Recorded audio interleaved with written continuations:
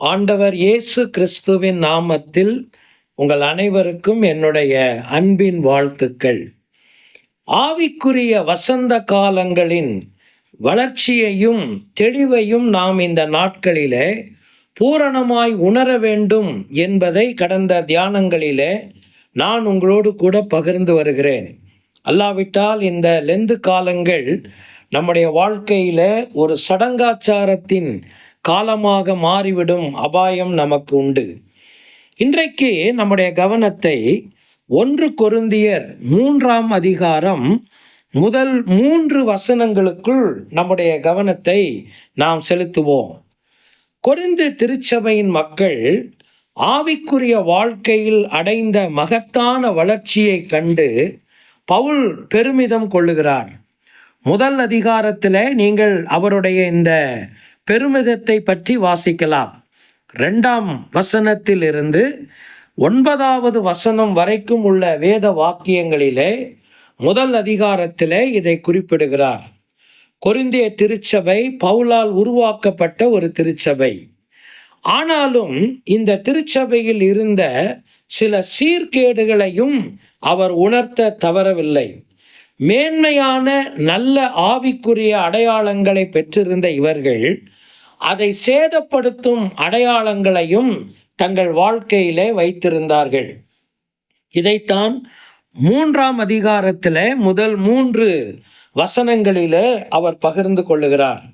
பவுல் அங்கே சொல்லுகிற காரியம் என்ன? நான் உங்களை ஆவிக்குரியவர்கள் என்று எண்ண முடியாத நிலையை நீங்கள் ஏற்படுத்தி இருக்கிறீர்கள். உங்களை வளர்ச்சி அடைந்தவர்கள் என்று எண்ண முடியாத நிலையிலே நீங்கள் இருக்கிறீர்கள். ஏனென்றால் நீங்கள் மாம்சத்திற்குரியவர்களாகவும் குழந்தைகளாகவும் இருக்கிறீர்கள். அடுத்தவர் சொல்லுகிறார், பலன் இல்லாதவர்களாக இருக்கிறீர்கள், பலவீனர்கள். 3 வார்த்தைகளை நீங்கள் கவனிக்க வேண்டும். மாம்சத்திற்குரியவர்கள், குழந்தைகள், பலன் இல்லாதவர்கள் என்கிற வார்த்தையெல்லாம் பவுல் அங்கே பயன்படுத்துகிறார். காரணம் என்ன? அவர்களுடைய வாழ்க்கையில மாம்சத்திற்கு அவர்கள் அடிபணிந்து விட்டார்கள். மாம்சத்திற்குரிய தாக்கங்களோ போராட்டங்களோ உலகத்திலே நாம் வாழுகிற காலங்கள் வரைக்கும் நமக்குள் இருக்கும் என்பதிலே மாற்றம் இல்லை. ஆனால் ஒரு கடவுளுடைய பிள்ளை அதன் மேல் அடைய வேண்டிய ஜெயம், வெற்றி என்பது மிகவும் முக்கியமானது. எனவே பவுல் எதிர்பார்த்த அளவிற்கு அவர்களுக்குள்ளே அந்த வளர்ச்சி இல்லாமல் போனதை கண்டு அவர் வேதனை அடைகிறார். இதைத்தான் 2வது வசனத்திலே அவர் சொல்லுகிறார், நீங்கள் பலன் இல்லாதவர்கள் ஆனபடியினால் உங்களுக்கு போஜனம் புசிக்க கொடாமல் பாலை குடிக்க கொடுத்தேன் என்று அவர் சொல்லுகிறார். என்ன காரணம் இதற்கு? மாம்சத்திற்கு உரியவர்கள். மாம்சத்திற்குரியவர்கள் என்றால் அர்த்தம் என்ன? என்னுடைய ஜென்ம சுபாவம், என்னுடைய வீழ்ச்சி அடைந்த பாவ சுபாவத்திற்கு நான் என்னை அடிமைப்படுத்தி விடுவது.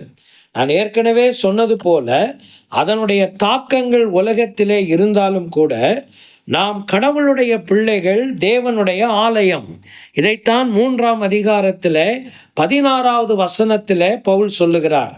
அப்படி இருக்கிறவர்கள் இந்த தன்மைகளின் மேல் அவர்கள் ஜெயம் அடைய வேண்டும், வெற்றி அடைய வேண்டும். இல்லாவிட்டால் அவர்கள் தங்களுடைய அடையாளத்தை இழக்கும் அபாயம் அவர்களுக்கு நேரிடும். இங்கே கொரிந்தியர்கள் ஆவிக்குரியவர்கள் என்கிற அடையாளத்தை இழந்து மாம்சத்திற்குரியவர்கள் என்கிற அடையாளத்திற்கு கீழே இறங்கி வந்தார்கள். காரணம் என்ன? ஆவியினாலே மாம்சத்தின் கிரியைகளின் மேல் அவர்கள் அடைய முடியாத ஜெயம் என்பதை கீழே இருக்கிற வசனங்களிலே பவுல் சொல்லுகிறார். 4வது வசனத்தில் இருந்து தொடர்ந்து நீங்கள் அந்த அதிகாரத்திலே அதை வாசிக்கலாம். அருமையான நண்பர்களே, இந்த லெந்து காலங்கள் இதை உங்களை உணர வைக்கிறதா? உங்களுடைய ஆவிக்குரிய வாழ்க்கையில மாம்சத்தின் மேல், மாம்சத்தின் கிரியைகளின் மேல், மாம்சத்தின் தன்மைகளின் மேல் உங்களால் வெற்றி காண முடிகிறதா? ஆவிக்குரிய மக்களாக உங்களுடைய அடையாளத்தை நீங்கள் நிலைநிறுத்துகிறீர்களா? அல்லது உங்களுடைய வாழ்க்கையும் அதனுடைய வெளிப்பாடுகளும் நீங்கள் மாம்சத்திற்குரியவர்கள் என்கிற அடையாளத்தை வெளிப்படுத்துகிறதா? ஆண்டவரிடத்தில் நாம் மன்றாடுவோம். ஆண்டவரே, நான் ஆண்டவருடைய பிள்ளை என்று என்னை சொல்லி கொண்டாலும் கூட பல நேரங்களிலே நான் என்னுடைய ஆவிக்குரிய அடையாளத்தை இழந்து மாம்சத்திற்குரியவன் என்கிற அடையாளத்தோடையே நான் இந்த உலகத்திலே வாழ்கிறேன். என்னை மன்னியும். ஆவியினாலே மாம்சத்தை மேற்கொண்டு ஆவிக்குரிய மனிதனாக வளர்ச்சி அடைந்தவனாய் பலன் அடைந்தவனாய் என்னை நிலைநிறுத்த கிருபை தாரும். கல்வாரி சிலுவையிலே நீர் சிந்தின இரத்தம், நீர் உண்டாக்கின மீட்பு தொடர்ந்து அந்த கிருபையை என் வாழ்க்கையிலே நிலைநிறுத்தட்டும் என்று மன்றாடுவோம், பிரார்த்தனை செய்வோம். அன்பின் தகப்பனே, மறுபடியுமாய் இந்த தியான நேரத்தில் எங்கள் வாழ்க்கையை நாங்கள் ஆராய்ந்து பார்க்கிறோம். மாம்சத்திற்குரிய அடையாளங்களோடு நாங்கள் இருந்து எங்கள் ஆவிக்குரிய அடையாளங்களை நாங்கள் சேதப்படுத்தி இருக்கிறோம். எங்களை மன்னியும், எங்களை உயிர்ப்பியும். எங்கள் அடையாளங்களை எப்பொழுதும் நாங்கள் நிலைநிறுத்த எனக்கும் எங்களுக்கும் கிருபை தாரும். இயேசுவின் நாமத்தில் வேண்டிக் கொள்கிறோம் நல்ல பிதாவே, ஆமென்.